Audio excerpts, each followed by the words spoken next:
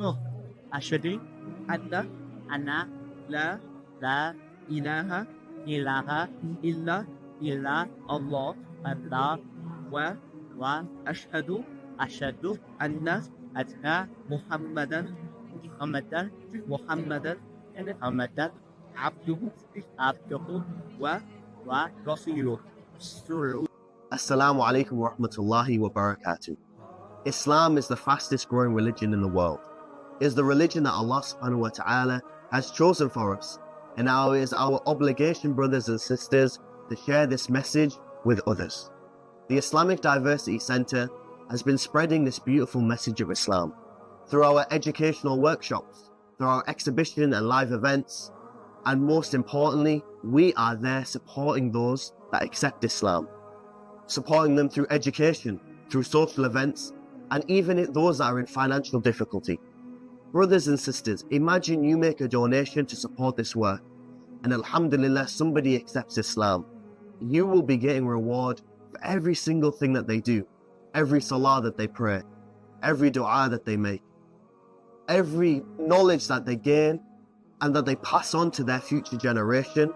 Allah subhanahu wa ta'ala will put those good deeds on your scales on the Day of Judgment. Subhanallah, this is an amazing opportunity. So brothers and sisters, I encourage you all to make a donation as much as you can so we can continue doing this amazing work. Assalamu alaikum wa rahmatullah.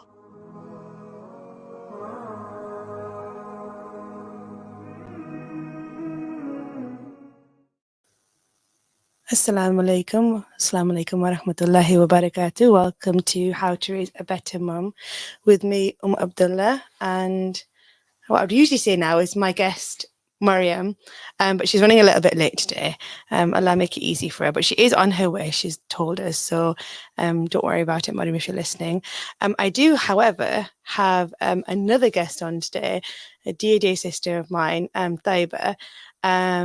But she is in the studio today, and technology has not been hasn't been our best friend. So we're going to see if she can hear us. Taiba, assalamu alaikum. Can you hear us? Walaikum salam. Yeah, can you hear me okay? Yeah, I can hear you beautifully. Assalamu alaikum. How are you doing? Oh, walaikum salam. I'm okay. How are you? I'm good, my love. Jazakallah khair for doing this. I've been trying to get Taiba on the show for a while, and those that have been listening know that Mariam's been asking me, are you doing the mental health episode yet? And unfortunately, she works Mondays, but this weekend I realised it's bank holiday and I quickly took the opportunity to ask. So Jazakallah khair, Allah reward you for your time. It's so nice to hear you. Oh, thank you for having me. Alhamdulillah. No problem at all. So as I said, this is the How to Raise a Better Mum. You can listen to us on IDC platforms, that's Facebook and YouTube, and our sponsor is One Nation Childcare. So yes, the show. So we've discussed a few things on the show, how to maintain our spiritual health and our physical health, but we're going to do a good one today, inshallah. We're going to talk about how to maintain our mental health after having a newborn. So Taiba, do you want to tell me a little bit about what you do and your area of work? Yeah, so I work in sort of the mental health field. So I am a tutor and I do courses for people who are struggling with anxiety, depression, those sort of things. So we look at confidence building, emotional resilience, talk a lot about mindfulness as well. So that's my sort of background, my expertise, as you'd like to say. Oh, perfect.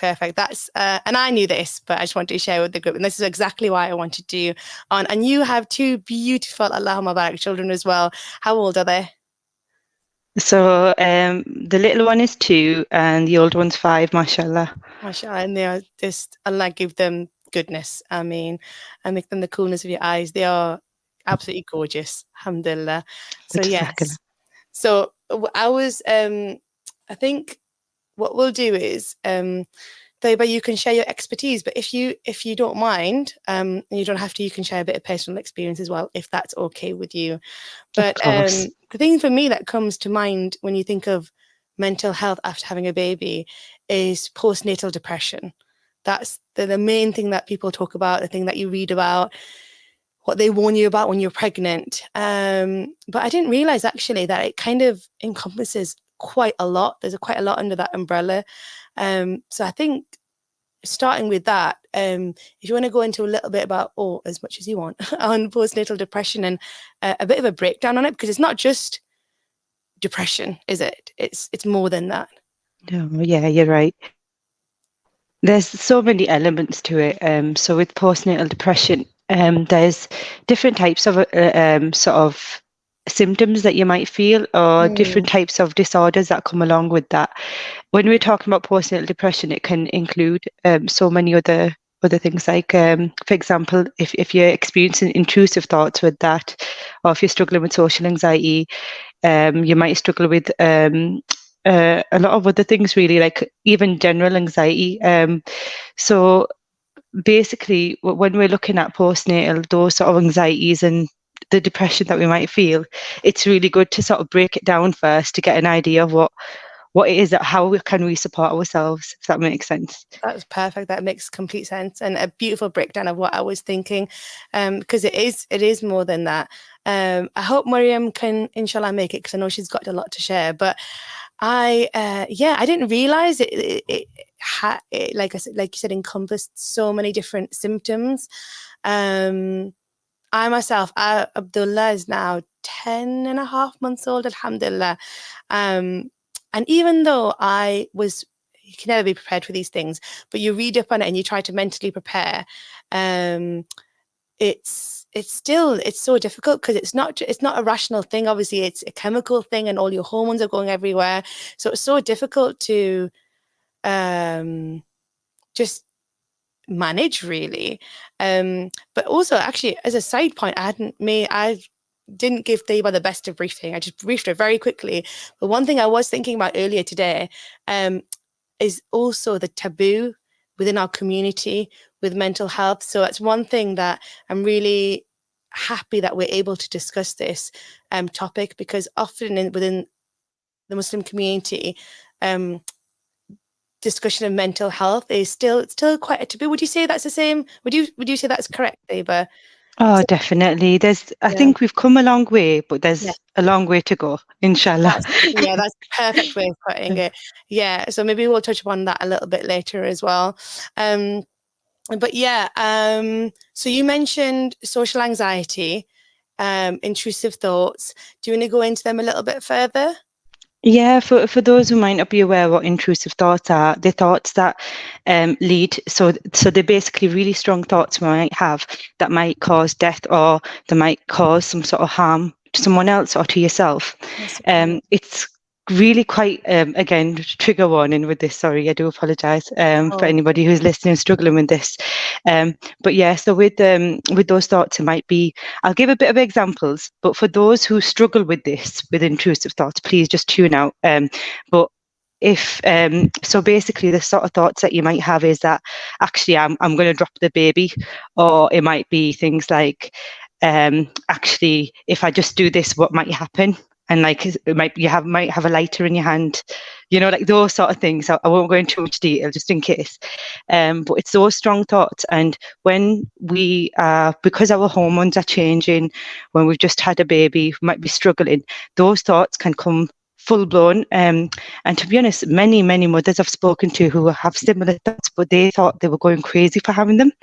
And especially what you said, Mariam, about when you are in sort of that culture, could be any type of culture really, but even with like in Islam, for example, about again, trigger warning about suicide or self-harm, when you're getting those thoughts as well, like suicidal thoughts, again, it's very, very normal to have those thoughts when you're struggling. But of course, it's about what we do with those thoughts going forward. But it is really natural to have them. And a lot of mothers would agree that they have similar thoughts, if that makes sense. No, that makes complete sense. Jazakallah khair for that. And thank you so much for the trigger warnings. That's, really, really helpful. And yeah, I completely, that you touched upon something like women think that, or mothers think that they're alone. And I definitely feel that. I feel like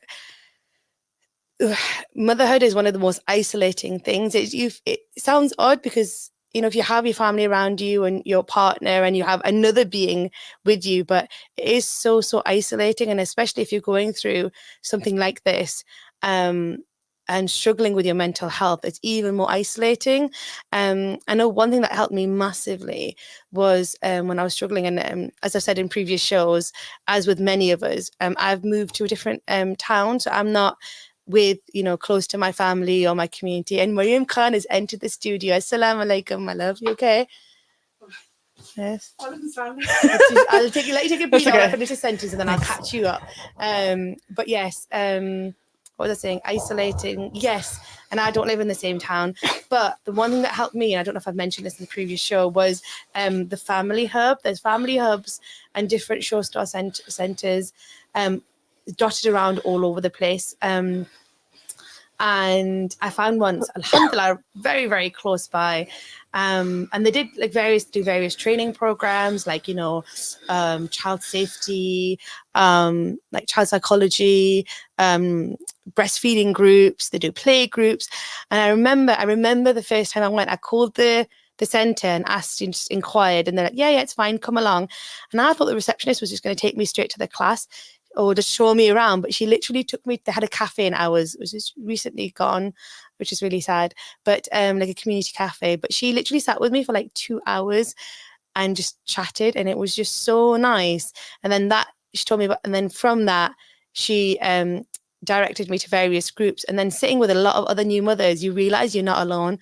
You realize that what you're feeling is actually quite common. And it's just such a relief. It is, because like you said, Taiba, like you do feel like you're going absolutely mad, which obviously makes it feel worse. So yeah, so Mariam, assalamu alaikum, my love, how are you? Alhamdulillah, I've actually been listening since the show started in the car. Mashallah. Okay, so not much to catch you up on. So no, and assalamu alaikum, Sister Taiba, if you can hear or see me. Assalamu alaikum, I can see you. We missed you. We had an iftar this week, and Mariam was unfortunately not able to make it, so we missed you this week. Jazakallah khair. Lovely to see you. So yes, my love. Do you know what Sister Taiba was saying? She mentioned some key points at the beginning about like emotional resilience and mental health being taboo. Yes. So those are the two things that I would like to touch upon later on. Yeah, go for it. Because sorry, are you done with making the point? Yeah. I'm done. Okay. We're gonna go with the flow on this one. Okay. I know we've all got a lot to say on this, and usually I kind of make a bit of a plan, but I know this is Taiba's field, and I know Mariam, you were looking forward to this episode. Yeah. So inshallah, you go for it. So Sister Taiba, do you know when you talk about emotional resilience, can you like expand upon more what that means for the viewers and the listeners? Of course, yes, definitely. So with our emotions, I honestly can go on about this for hours, but basically I'll try and break it down. So with our emotions, what happens is we've got these natural emotions, but what happens is when we are struggling with our mental health, they can feel really, really extreme. So with the emotional resilience that I teach, what it's about is basically about understanding what our emotions, the purpose, understanding they're there for a reason, and then understanding how to like manage them and get them to a level where it's more appropriate, if that makes sense. So it's not about getting rid of them, but just about managing them. That's interesting, because do you know, like, and Mariam, you might have been reading about this in the past, like when you were expecting Abdullah. Have you heard of the term like emotional regulation and co-regulation? Yes. So I would say like that's vital, particularly as a new mum, is obviously not just learning how, like Sister Taiba said, like managing your emotions. And because I think you were saying when I was listening to the first bit of when you started talking, do you know, like, if someone already has anxiety or social anxiety or like suffers from clinical depression anyways, and then they get PND on top of it, is what you were saying before, those feelings are heightened, so they become even more prominent with postnatal depression. Because, so, you know, some people are quite good at masking their anxieties. They're quite good at, do you have the fake it till you make it confidence? Yeah, and which can work psychologically. Sorry to interfere, but I was agreeing with you. Yes. So I would say, like, maybe with PND, just from personal experience, this is all anecdotal from my perspective, those feelings can feel heightened. And I know my sister's not listening, but I don't think she's listening to this right now. She'll probably be working. But I know that with one of my sisters who also gave birth around the same time I did, she was a different version of who she normally is. Do you know my sister, Donna Zaid, who lives in Yorkshire, that one? Yeah. So you've met her, and she's quite like tough, emotionally. Yeah, She doesn't really share her feelings. She can be very sociable and very happy and like woo, like a bit like me, but like times 2. Yeah, but I know what you mean. She's quite like yes, and it's like sometimes it can feel like centered in that sense. Yeah, but then after she gave birth, I've never seen her like that before. And she was asking me for advice, and that put me in like whoa on the back foot because I was quite shocked. Yeah, because this was her second child, and she was asking me, her younger sister, for like. And because she started feeling a bit rubbish, and we all did because me and my other sister, that the one that lives down in Bedfordshire, all gave birth at the same time. Allah Mubarak. So the PND really brought out a different version of that sister in particular, and I was so shocked. And I think, like you were saying before, it's your hormones going all over the place, and if you're breastfeeding, your progesterone levels are quite high as well, and then they kind of fluctuate, and then you've got a lot of women experience like things like hair loss, and they feel like people are quite critical if you don't bounce back in time. So all of these different factors from a society, from your family, from your friends, from just you being very self-critical of your own body and your mental health can really have such a huge detrimental impact. And so when you're feeling, sorry, but the point I was trying to make here was when you're feeling irregulated, the right term? Dysregulated? Dysregulated. Maybe Taiba, is it an opposite to regulated? Irregular. Yeah, you could say, I guess you could say irregular, I guess, or dysregulated. If you're feeling irregular or dysregular, you don't want that to pass on to your child. And then, do you know what? That's a vicious circle, because then that gets worse, and then it makes you feel worse. And then mum guilt. It compounds that mum guilt, doesn't it? And then you just feel like I'm not doing the right thing. And then you see things on social media and you're like, all these mums look amazing and they've just had a baby, but they're already back in the swing of things and they're like super mum. And then some people mum shame, which we'll get into next week. So I was just thinking that point you made about emotional resilience, and you guys are talking about intrusive thoughts. I was like, oh my God, that's me. I was just like, oh, that's subhanallah. Like, shows that you're not alone. That you hit the nail on the head there, I'm looking into the camera, but I don't know if you can actually see me.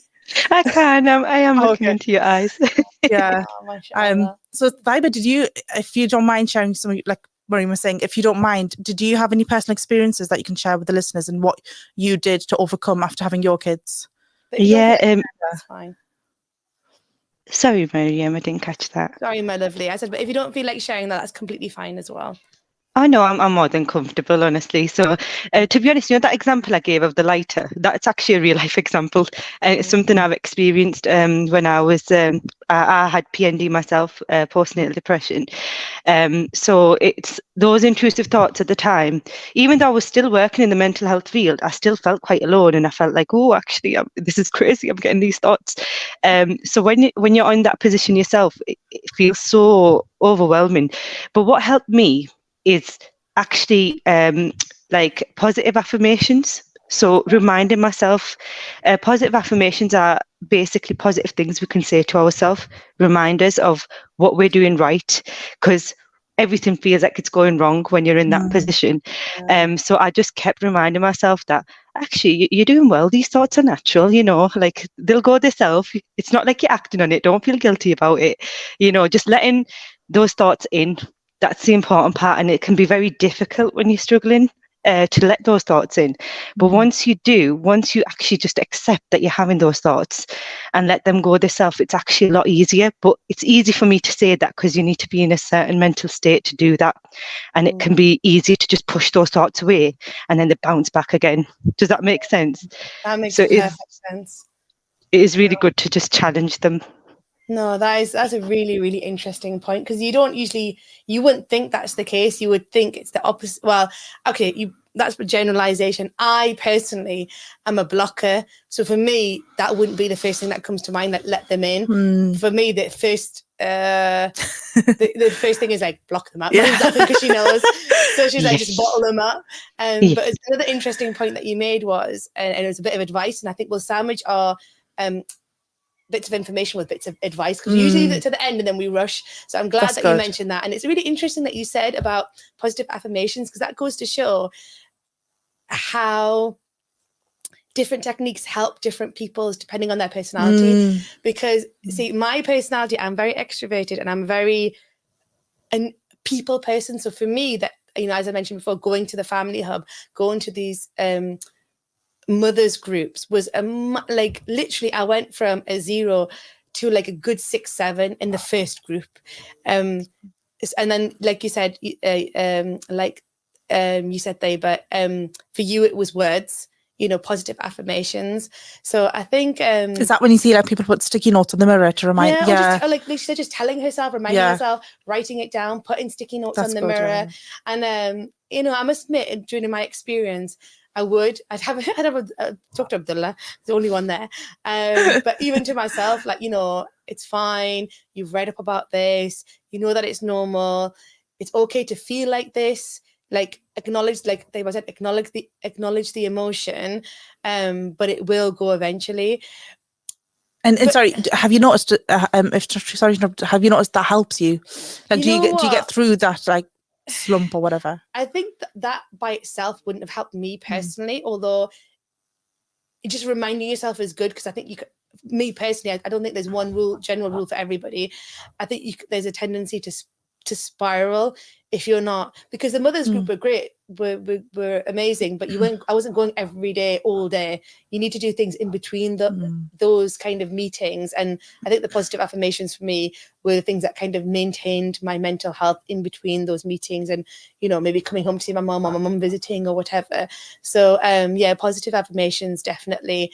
But I agree with that. And then, like I said, for me, it was also the social experience, meeting other mums. But everybody that knows me knows that, like, anything I do, I like to do it in a social setting. So for me, that was the case. What about you? Was anything specific that helped you? Do you know, for me, I don't know how to describe this as, but I always had to be forward thinking and think about the future, and know that whatever slump I might be in after having given birth, and whatever downer I'm in, there's also going to be an upside coming to it. And I know that in the future, it's not always going to be as hard. And one of the things that I did feel guilty about, and I still do to this day, is wishing for this phase to speed up. So do you know, like waiting for certain, I can't wait for them to grow up a little bit older and a little bit more exciting. That's me now. It's subhanAllah, yeah. But then now I'm like, I'm not gonna say jealous, but I'm like, oh, like when I see that you still got a baby and it's not a toddler yet.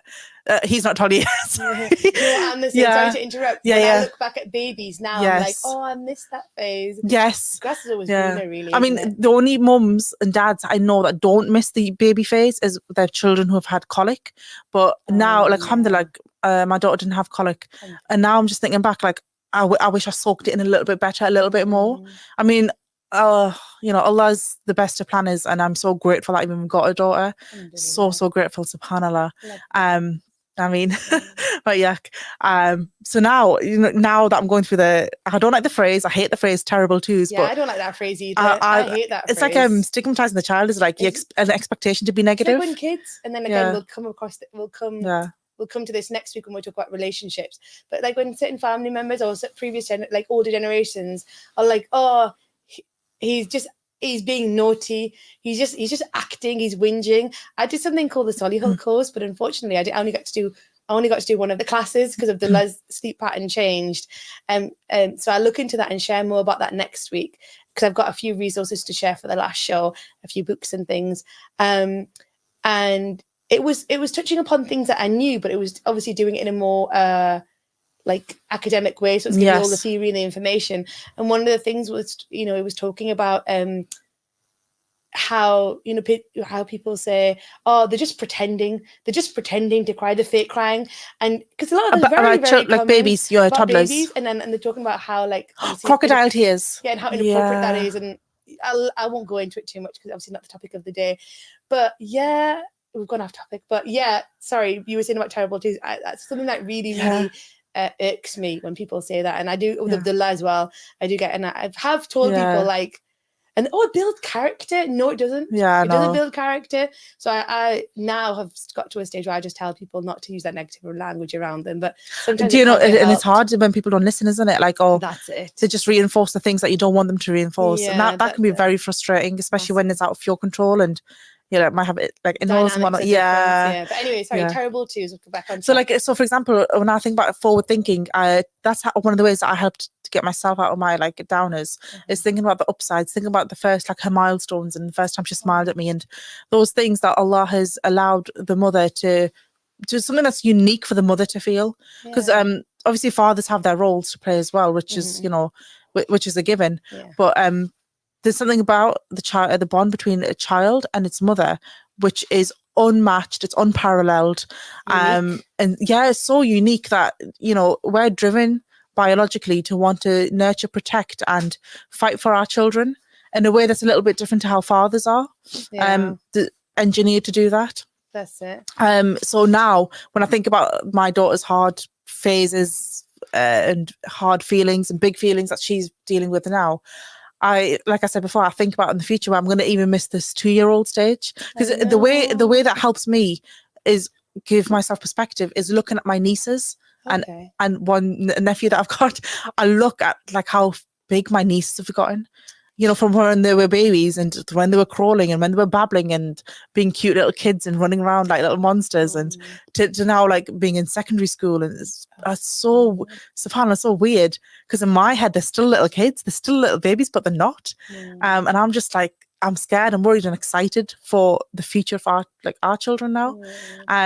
So this is what helps me, but also I don't think it might help a lot of people, because it's going to be quite morbid and depressing thinking about the future as well. No, Like I don't know, like I think different listeners might have different viewpoints. Sorry, Taiba, yes. No, just with what you've said, I think that's absolutely amazing, and we do recommend that as well when we're providing the support about forward thinking and thinking positively, that actually like this phase will pass.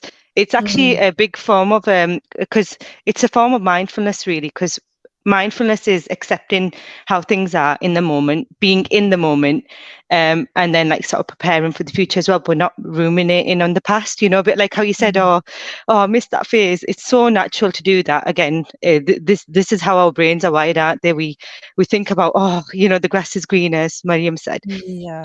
But it's a really big part. So Mariam, honestly, like I totally agree with you there with what you said about the forward thinking. It's an amazing skill to have. Yeah, there you go. See, it wasn't a random thing. It's another thing that you now know that you're not the only one that does that. Alhamdulillah. I never really thought about that.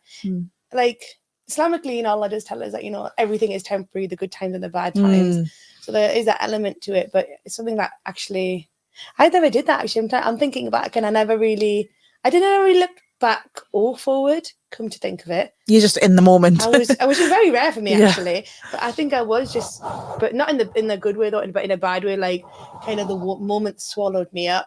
But that's good though, because it's also in a way, because it's also showing that you're living in the present. Because as Taiba said, some people can dwell on the past a lot, but if you're not doing that either, because do you know like oh yeah, so do you know like some people, this is something I wanted to mention as well, Taiba, I don't know if you've heard about this, but do you know how we were talking about before, the pressures to bounce back and all that type of stuff, not just physically but mentally and socially? Having a baby, especially for the first time, can also feel like grief. And I was just about to mention that. I'm glad really? You did. There's a next one I was going to mention. I thought I'd let Mariam finish this and then I'll mention it. But alhamdulillah. Oh my God, yeah, because do you know, not even like from first child, because some parents, when they've already got one child and they've got another on the way, one of the thoughts that they can have is, how can I love another human being as much as this first human being that I've given birth to? And sometimes parents have this fear of not loving the second child as much or as well as the first child, and that's a legitimate fear, because I've been looking at like what other mums are like sharing online, and they've made videos about it, and then they realize as soon as a child comes, it's a different type. It might not be like, oh, like your firstborn child, the golden child. Yes, but then it's another golden child. I'm the eldest. Really? Oh. And I'm the golden child is very, very special. I'm the forgotten middle child.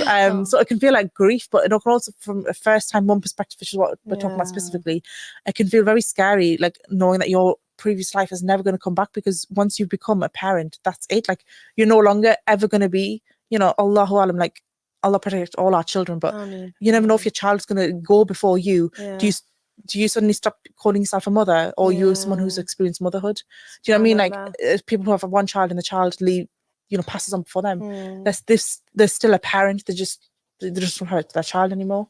So you're forever changed, and that's one of the things that I can imagine for a lot of parents that they might anticipate fearing. That's really interesting that you should say that, because you actually took a completely different perspective to what I did on the subject. So this is something that I've like thought about and talked about, spoken about with a lot of people, is about grief. But you mentioned in the context of having another child or children, which is really interesting. It's nothing I've ever thought about.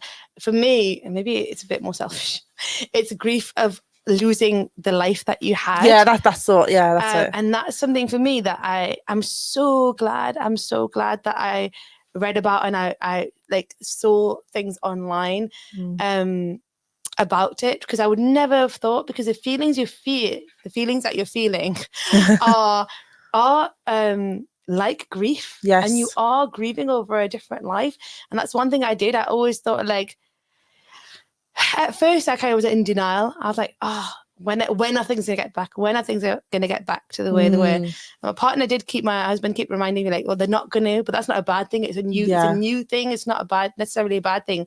But I'm not one for change. I like variety, but I don't necessarily like change, if that makes sense. Yeah. And so for me, that was really, really difficult. And I have I'm quite an active, proactive person. Mariam knows, Daiba knows that. I'm involved in a lot of things. I like things done a certain way. And then I like to be involved in things. And obviously, when you have a child, I have a friend who said to me, we mentioned that I don't like being late, and I was late and I've missed appointments and all sorts. You mean like post yes, child? After, yes, post child. And the friend was like, oh, this must be killing you, like being this like all over the place and not having that kind of consistency and routine. And I was like, yes, it's properly killing me, because there's just no predictability. Like you can't, when your child's done a number 2 or had a blow up before you leave, or just even they're just forgetting just because of the exhaustion, it's so difficult. So that for me, that loss of the your my freedom previous in life was something that was something that I had to really, really work on, something that was really, really difficult. Even to now, like I'm trying to like grab on, like just to anything that I can from my old life. But I think it's time to accept that it's not going to be the same, and that's fine. I have to tell myself that's fine. It's a new chapter, and alhamdulillah, like you said, I'm so grateful, and there's no blessing like it, really. So I am happy, and I'm excited for a new chapter, like I said, and new adventures. Because that's like one of the fears that, not fears, but one of the problems that you could say maybe that we have maybe as new mothers, as new parents, is trying to recapsulate is that the right term? Encapsulate our past lives, and trying to like hold on to them, like even with straws. Whereas for me, I was so like ready to enter that new phase that I don't actually miss. I don't regret. Regret anything. Is that regret the right term? I don't miss anything of my old life, essentially. That's good. For me personally, because it took so long to have children. But so for me, it's like, oh, that time's gone, and now it's the next phase. Yeah, as you guys can tell, I'm not with it today. It's the iftar's got to me today. I can't speak. No, I love you. You're doing amazing. But yeah, I understand what you're saying. You see, that's another. I love that. I love that difference in perspective, because yeah, I'm glad that you went. I'm glad you were ready. I was not ready. And I think it just goes to show that age doesn't really like matter, does it? And when it comes, I'm a little bit. Everyone's like different. Yeah. So it's when you're ready. Deva, what do you think? Just before we go, I was going to say. Sorry, my love. Before we ask you your opinions on the topic, whether you had that experience, we're going to go to our comments, if that's okay. And just probably, if there's any comments, or if not, that's fine. Just to remind everyone, this show is how to raise a better, happier mum, and it's sponsored by One Nation Childcare, which is a childcare facility based in Newcastle upon Tyne. And you can find more details if you're interested in enrolling your child into the nursery, One Nation Childcare, through our social media platform. So on Stream Islam, you'll see it advertised if you're interested. So I'm going to hand it back over to Mariam and Taiba, to see if Thaiba's got anything that you would like to add. Do we have any comments, producer Sister Sarah? No, we're good. Oh yeah, Thaiba. So we were just saying, do you have that experience of missing that grief of an old life, or were you a bit like Mariam and ready and pow? It's crazy, because I feel like all three of us have had very unique experiences, because of course you mentioned, Miriam, that you weren't ready, whereas Miriam Han, you mentioned you were completely ready. For me, I thought I was ready, but when, like, when you think, oh yes, I'm ready, but honestly, when after I gave birth and everything, that's the thoughts that came in my head. That actually, maybe I'm not ready. Maybe I'm not good enough to be a mother. But I do think that naturally, like, I think again for the listeners as well who have had this similar experience, I don't think it's an age thing. I don't think it's a maturity thing. I think it's quite a natural thing depending on what's happening around you. So there's a few different, sorry, I go into so much detail, but there's a few different elements that come with it. So your support network is really important. It might be, so that's where the isolation comes in. Sometimes you can be surrounded by everyone and still feel lonely. So that's a big part of it as well with PND. And then there's other elements as well that might influence how your mental health state might be. So for example, if you find that you aren't doing your old hobbies or interests, or you don't have enough time to do those things that you were doing before, some people have to leave work, some people leave it permanently, some people go on a break. I think for me it was similar to you, Miriam, where you were saying that actually, the routine, the structure, that being out of touch, it was very difficult. So I think I think I can completely understand why people might feel that they're ready and then struggle, because I was one of them. But you know what I mean? Yeah, I've just had a brainwave based on what Diva said. Do you know what? Do you know what you just said? You guys were talking about like having a routine and having your things going on, your hobbies and interests. Yeah. I don't think I had a routine before, Mana. No, you didn't. I didn't. I can say that. You didn't. I just had that brainwave. Love. With so much love. I think I just went with the flow in life. I was just like going from wherever and whatever. So now I've got a routine. I actually quite enjoy it. Like I'm at that point now where, like, if you need me on a certain day and Amana's got play group, I'm like, nope, because this is our time. This is my time with my daughter. We're sticking to our routine, because obviously children need routine more so than adults. We're flexible, but children like don't like disruptions to routine. So I'm actually quite enjoying like having our fixed days of play groups. So we go here on this day, that day, etc. I've noticed that. I'm so proud of you. Me too. I've noticed that. I love my bad. You come like so far. And it's just mashallah. Yeah, you were free flowing, and there's nothing wrong with that. It's just a different way of living. Like you guys always used to call me a foodie, but really, if you guys all wanted food back in the day after like an IDC meeting, right? I'd be like, yeah, okay, let's just go for it. Last minute, it doesn't matter. No, but now I'm just like, I want to be, but I can't, and I don't mind not being spontaneous anymore. It's like I'm not grieving it, which is different to. I'm just like, I don't care. I've had that phase and had that time in my life. Now is like mine and my daughter's time. Even though yes, I need a break, but this is like. You just cherish revelation. It. Yes. Yeah, alhamdulillah. That's beautiful. And that's really, really important. I think for me, one thing I try to do, and there's different ways of doing this. And so this might not be to everybody's like cup of tea. Yeah, I guess that's how you can say it. Or everybody's way of doing things. But what I try to do with Abdullah is I try to maintain a routine, but I try to make him quite flexible, because I still wanted to, and I still do, want to have that flexibility. So I would have like certain, feed times, nap times, change times, but sometimes I'd have it on the go. Yes. So that he was used to it. I didn't want to be so rigid that he could only sleep in a certain environment and only drink in a certain environment. Even like down to little things like his milk. People like warm their milk up to a certain temperature. I always had it at different temperatures and cooler, so that he wouldn't be stuck to that. So that if I was in a pinch or if I was out and about, I didn't have to worry. I could pick up an instant bottle. Babe, I knows. I've done this plenty of times. Pick up an instant bottle and not have to warm it up and just feed it at room temperature. Whereas some people I know are a bit rigid, and that's fine if that works for them. Like each their own. Like military everybody's different. And whatever works. So some things are suited to other people, certain people's lifestyles, and some to others. So that's really good advice. Alhamdulillah. But and so now, alhamdulillah, I am able to, go and go to see a friend, or without feeling like tied down to like a sleep schedule. Exactly. And then nap a lot, or like go and pick up some groceries, or even just go for a walk and go for some fresh air without having to worry about this is schedule. So consistency is important, but I think for me personally that flexibility works for me. And I think children are adaptable. Yes. Me personally, this is just like you said, it's not from a professional they're malleable. They are they're adaptable. So it's good for me, I think, in my humble opinion, it's good to kind of raise them like that. So if you do, there's an occasion, all sorts of things pop up where you're in a bit of a pinch. Can't think of an example, but I'm sure you guys can use your imagination. Like a bedtime routine, like some kids. Like if somebody, if somebody falls ill, or you have unexpected visitors, or you at a wedding, or you're on a long distance trip. There you go. I thought of loads of examples. And then then the child is adaptable and they're not so rigid. Whereas I know sometimes for some mums, it can, if they're in that situation, it can improve incredibly difficult.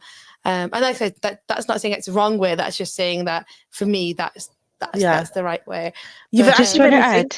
Go on, Mela. Oh, sorry. I'm totally with you with that, because I've always been quite flexible in things. But what I want to say is, for those mums who do have a routine and have a structure, and when that routine goes out the window, if you find that you are struggling with that, and it's actually causing you sort of like so it's sort of causing your mental health to go down the drain or anything like that, it's just about, again, just practicing sort of mindfulness and acceptance that actually, this thing hasn't worked out just yet. And I think it's sometimes about us being flexible as mums in our mind, that actually, because what happens is, most of the time when we've got that routine and structure for kids, sometimes our brain, because we've built that routine and structure, we've done so much to do that. Again, I'm saying we, but I'm talking for mothers who do have that routine and structure. It can be really difficult when that falls through. It's just about sort of practicing that acceptance. If you find that routine and structure is what helps you in the long run, and that's what you need, again, everybody's has their own sort of like what works for them, but acceptance can be a big thing. And it's easy for me to say, oh, just accept, but it's not as simple as that. But there's a lot of elements to it. But again, positive affirmations, thinking through, actually, this is what the situation's like at the moment, and what can I do that might change it a bit differently next time? Does that make sense? That's actually a fantastic point. Yeah, it is. Do you know how, Taiba, you mentioned acceptance? This really does feel like the 5 stages of grief. Yeah. Denial, anger, acceptance, bargaining, not in that order, depression. We've covered it all. We've covered all 5. Yeah, I think that's what it is. And that's the thing, that when I discovered that, I was like, I don't know why, but my mind was blown. I was like, wow, it's I don't know why. I think it's just such a good way of explaining it. Yeah, I would say so. Because the 5 stages of grief, like you said, it literally goes through them, and having that structure, almost following it, not following it on purpose, but then knowing that, like, you're just going through this stage of grief. It's not like Taiba said, it's not going to last forever. Exactly. And accepting that, there's having a plan B is helpful, but if not, so long as you're healthy, your child's healthy, they're fed, they're clothed, like especially in the baby phase, they're fed, they're clothed, they're warm, the nappy's done, inshallah, everything's going to be okay. Like, that's one of the things that really helped me in the end, was that so long as they haven't got a rash that I don't know anything about, anything weird like that, and that's going to make me go to the hospital, then alhamdulillah, everything's okay. Do you know what I mean? Actually a fantastic point, because you reminded me of something a dear Parisian friend said. Yes. And she said to me when I was pregnant, and she was like, and we were just fussing about what to buy and what things to get, and she was like, look, as long as they've got shelter, they're warm, they're clean, and they're fed. Yes. You don't need all the bells and whistles, all these things you see online, all these things that you think the kids. That's all you need. Have you got that sorted? Yes, you've got that sorted.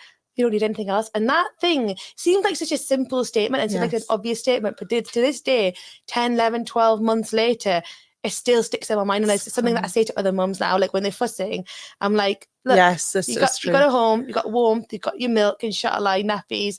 And I know that's easy to say, and some people, subhanAllah, that don't even have that. But generally speaking, I'm saying, if you have that, then alhamdulillah, you don't need the an extra. If you want them, there's nothing wrong with that. But what I'm trying to say is, don't stress about them. People like you mentioned, and we've mentioned before, about online, and packing list, what to pack in your hospital bag, what do you have in your nursery, the top 10 things to buy for when you're having, and it's just so much pressure, and financial pressure as well. To consume and purchase all these things when in fact you don't need them. You only need, like I said, the basics. The child is going to be happy. You're going to be happy. If you want them stuff and it's going to make you happy and you have the means, that's perfectly fine. Bismillah, go for it. But don't stress over it. So yeah, so that was one point. But also another point I was going to make, Taiba, you were saying something. I can't remember. One of you said something. No, Taiba, you were saying about acceptance. It goes back to what you were saying, Mariam, about mum guilt. You know, Taiba, you were saying, you know, like accept it. And like, obviously it's not as easy. We're just saying it like flippantly. As you said, it's easier said than done. But not mum guilting yourself.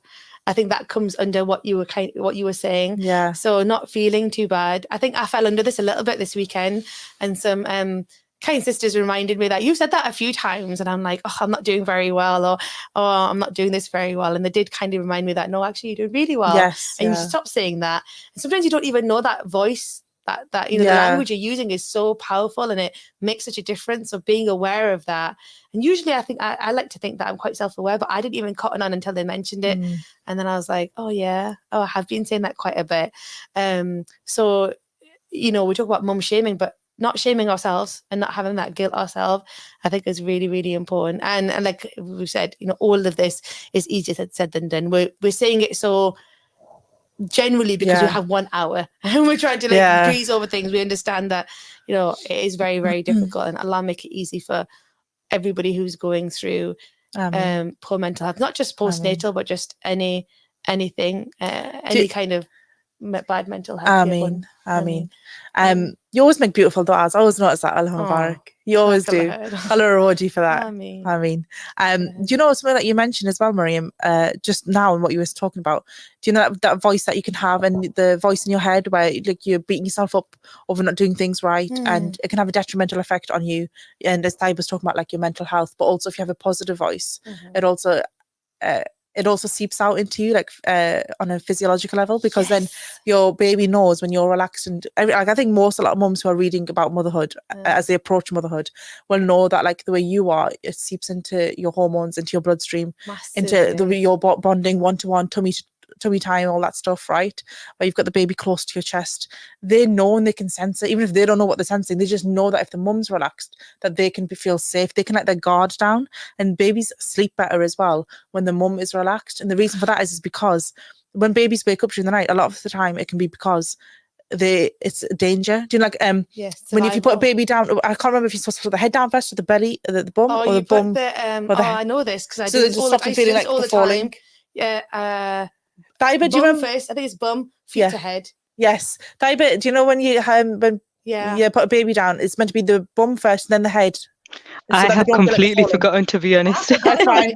Okay. Taiba, you've got excuse. Almost 3 years now. Yeah, it's a little baby. Recently, actually, just a few months. Yes. Stop doing that. Like for example, I think it's bottom first, so they don't feel like they're gonna. Yes, that's it. It's like a falling reflex. So, a lot of the times when I was reading about motherhood, as I was approaching motherhood, a lot of times babies wake up because they don't feel safe. Obviously they wake up because they need feed, and they need to feed like regularly, because obviously their stomachs are small, so they're digesting very quickly. But they wake up a lot of time because they don't feel safe, which is why co-sleeping is such a beautiful, if you can do it safely, is an amazing thing to get into, because it's not natural to actually keep the baby away from you as a mum.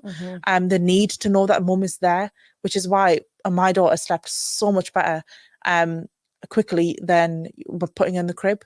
So did I as well, because she was relaxed. She knew I was there in the periphery of her mind when she was asleep as a baby. So that's so, like, subhanAllah, amazing. That is incredible. What you were saying before, what I wanted to mention is, because I wanted to know, like when Taib was talking about acceptance, how do you go through that process of accepting? Because like we said, it's easy to say it, but how do you do it? And the only thing I can think of really is training ourselves to rewire our brain after becoming mums. And to do that, we have to basically, the way that helped me is parent myself the way I wished I was parented. And not dissing my like parents or anything like that, not dissing my mum and dad, because they did, I think they did the best they could. They did a brilliant job. I love my Barak. They did an amazing job.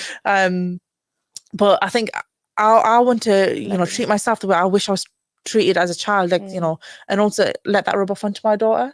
So extending a better level of sabr, having more patience, being more gentle. And I think I am touching into a little bit about gentle parenting now, but that's something that really helps me keep myself in check. There is I don't like to recommend things that I haven't read, but there's a that's why I was keeping all my recommendations till the last show, because I'm going to bring them and recommend them, and then we can some of them I haven't read. But one of the things you touched upon about, you know, parenting in a different way, there's a book called Things I Knew. Yes, I know. I've got it. I've got the I need to quickly read it tonight. Yeah, you know what? Maybe I should have brought it with me. I've got the audiobook. I got it from the library. Actually, it's probably gone. It's probably time's probably up. But that when I only listened to the first few chapters, I found that was really helpful in what you were saying. You know, so it's called. I'll get the information next week. But Things I Wish My Parents Knew. Something along those lines. It's a really popular book. Really, really. It was best selling actually. But like I said, I'll get the information next week. But such a fantastic book because it really does exactly what you're saying. Tries to teach parents how to parent, because there's no manual, is there? There's no manual. So that was one point I wanted to touch upon. Second point, when you're talking about the inner voice and how it affects a child, completely true, because my mum, alhamdulillah, Allahumma barak, Allah give all our mums a long life. Ameen. And give them goodness, Ameen. Good health and iman. I mean, because I'm the golden child as well, remember. So she is a literal cheerleader. So my inner voice is her voice, not necessarily her own internal voice for herself, but how she spoke to me. And it was literally like literally she made me believe I could fly. Like she built you up. Built me up, and I really try to do, and that's not naturally me. And sometimes I'm a bit critical, but that's something I try to implement with Abdullah, is like having that positive language and voice. Haven't seen the fruits of it yet because he's tiny, but inshallah. He seems happy enough. So yes. And then the other point I was going to touch upon, because Allahumma barak, he covered a few points there with the sleeping thing. Oh my goodness, I know every week I go on and about sleep, but it's so true. So we co-sleep as well, but it wasn't out of my choice, even though I do understand, and my husband did explain to me as well, that, you know, it is the natural way and all that kind of thing. We had him in a side sleeper first, and then my husband, he just kind of Abdullah managed to like wiggle his way into the bed. What was my point? Oh yes, but I find it so difficult to put Abdullah to sleep. So Abdullah's dad can put him to sleep. If aunties or uncles are visiting, they can put him to sleep really well, and I cannot for the life of me put him to sleep until recently. And it's because I knew this. I knew that I was, because, you know, of the stress, and I'm always stressed when I put him to sleep because, you know how, have you heard of the Sunday scaries? No. Sunday scaries. Oh, wait, you're scared of Monday approaching? Yeah, he said Monday. Oh, okay. So when I was like researching motherhood and parenting, I heard of something called sleep time scaries. Yeah, you get anxiety. I get such anxiety when it comes to bedtime. My husband works late, so I'm usually by myself, and it's just, even though I have just the one, I just get so much anxiety. And Abdullah senses that, so he will not sleep. And then I get progressively more worked up. But recently I found a technique of relaxing myself, doing an activity that I really enjoy with Abdullah, just basically having a prance around the bedroom. And because I'm happy and it's releasing that, you know, it's the serotonin, he has been falling asleep. So alhamdulillah, it makes me so emotional, because you guys who have been listening know how I am about my sleep. Yeah, it's only been a few times, but I managed to, like, because before he would go to sleep just by feeding, and that was fine. That stopped months ago. Then the last month I've been wheeling him around the house in the pushchair. That kind of worked the motion, but he's cottoned down now. We call it the sleepmobile. He does not like the sleepmobile. He knows, he associates that with sleep now. So now he doesn't go in there. So I was a bit snookered in that sense. So what made you realise that, like, being relaxed and chilling out was the key? One day I just accepted that he wasn't going to sleep, and I'd been told this before, and I kind of knew it, but I didn't want to face it. Like, people said to me, like, if he's not going to sleep, he's not going to sleep. Don't force it. Let him play. But in my head, I'm like, no, because I've got then you're things tired. to do, and I want to sleep. So I kind of forced it, and then one day I just accepted it. And I thought, come on, like, we'll have some fun. Let's have some fun instead. And because we were having fun, he fell asleep. So I was like, subhanallah. So from then, it doesn't always, you know, work out like that, but majority of the time, alhamdulillah. So yeah. That's So actually like really interesting to know, because when I stopped breastfeeding, I was like, what am I going to do to get her to Yeah. sleep? Because my go-to was to breastfeed to sleep, of and course. for 2 years, and I'm like, oh my days, what do I do? And I used to have to get my honest dad to put her to sleep, and or now what I do is like, I feel bad, but like, let's go for a nighttime drive. Oh yes, Like emotion. well, that's it. So Isn't it? I don't Yeah. drive, but when we were having this problem of Abdullah, like when he stopped Yeah. going to sleep with his feeds, he would be up for hours and hours. And when my Yes. husband would come home, we put him in the car. But I don't drive, so I don't feel bad. If I Yeah. had that resource, I would definitely Yeah, be the doing pram, the that. car, it's all the So same. but a car is better because the amount. Yeah. Well, I guess the amount of steps I've Yeah. raked in is good. But yeah. But I'm glad that you've shared that bit about like how to get Abdullah to sleep is just by chilling out and relaxing. Because I still get anxiety sometimes if I have to put him on to sleep, and we're at home and like a rainy day and we haven't gone out. Because when we go out and about, she does expel more energy, but at home obviously it's a bit harder, because Yeah, you just it get is so hard kids just might being just get within- bored being in the same four walls. That's it. So you've made me like feel a bit more relaxed that I can do it. Like I know I could do it if I had to. Somebody else, Faber, was this you? Was this you who said this to me recently about going to a different room? Oh, yes, I did. Yeah, it was you. I knew it for you. So, Go on, go sorry, for it. I was just saying I was struggling with my little one to get her to sleep. She woke up in the middle of the night, and because we were in the same environment, I just went for a walk downstairs and then took her back up, but I did the whole bedtime routine again. Like go to the toilet, brush your teeth, la la la. And then when I took her back into the bedroom, she went to sleep. So that really does help. So changing the environment can help. That's good to know. Alhamdulillah. Yeah, when you said that, I was like, that's true. And the bedroom next door to us is a lot bigger. So sometimes he likes to go in there and just like have a good old run around because he's crawling now. So all he wants to do is just zoom around. Oh, But I need to see him crawling. That's another good tip. Inshallah, you'll see him. But we're approaching the end of the show, and one thing I really, really wanted to touch upon was, and Deva, you can help us a little bit with this, is we've shared advice, and inshallah we'll try and squeeze in some other points if we can. But I think a really important one that is not talked about enough, especially as I said with the taboos within our community, is actually getting professional help.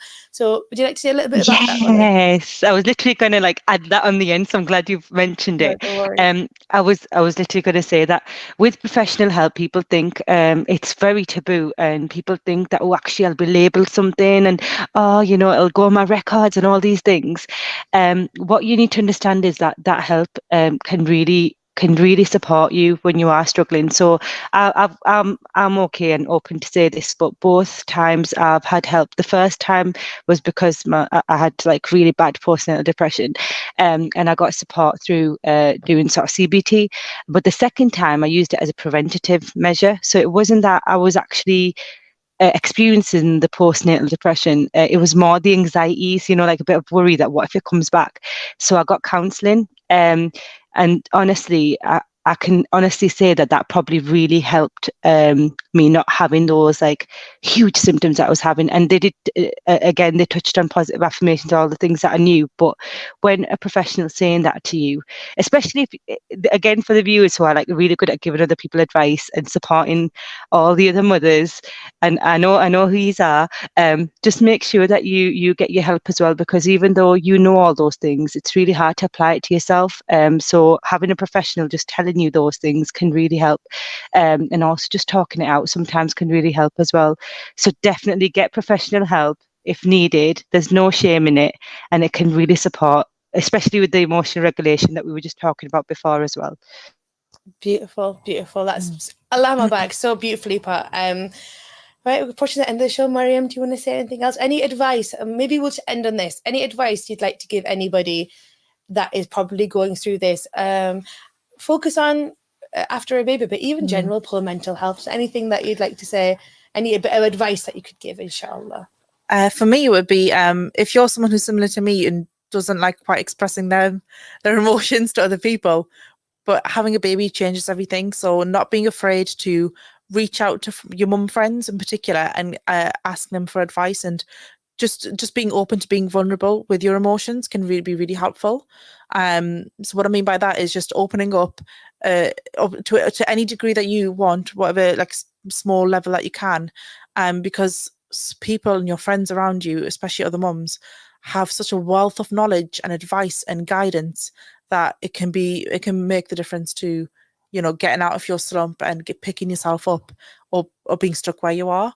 So for me, that was very hard for me to just open up to like different friends, those who've already experienced motherhood before me, and asking for advice. But once I did, I felt so much better. Being able to take that advice forward and be like, oh, okay, now I can do this, I can do that. And they told me where to go. I know where to go now, like in the future. And if I'd kept myself to myself and kept myself closed, I might not have gotten through it the way I did. Alhamdulillah. Alhamdulillah. Yeah. I think for me, and then Thayba, I'll go on to you. I think for me, I think I've touched on it already. I think it's a community, like it kind of similar lines to what you're saying, Mariam, but on a more group level. Like, go and find these groups.